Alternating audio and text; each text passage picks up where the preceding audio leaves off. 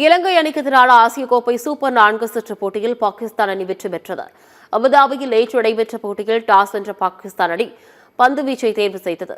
முதலில் களமிறங்கிய இலங்கை அணி தொடக்கத்திலிருந்தே தடுமாறியது. சாமிகா, கருணாற்றின் கமிண்டு மெண்டஸ் ஆகிய இருவர் மட்டுமே ஓரளவுக்கு தாக்குப்பிடி ஆடிய நிலையில் 20 ஓவர் முடிவில் இலங்கை அணி 8 விக்கெட் இழப்பிற்கு 133 ரன்கள் மட்டுமே எடுத்தது. 134 ரன்கள் எடுத்தால் வெற்றி என்ற இலக்குடன் களமிறங்கிய பாகிஸ்தானும் இலங்கையின் பந்துவீச்சை எதிர்கொள்ள முடியாமல் திணறியது. எனினும் ஹுசைன் டாலட் மற்றும் முகமது நவாஸ் இணைந்து பொறுப்பான ஆட்டத்தை வெளிப்படுத்தினர்.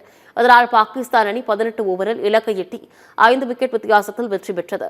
இலங்கை அணி சூப்பர் 4 சுற்றில் 2 போட்டிகளில் தோற்றதால் அந்த அணியின் இறுதிப் போட்டி வாய்ப்பு கேள்விக்குறியாகியுள்ளது.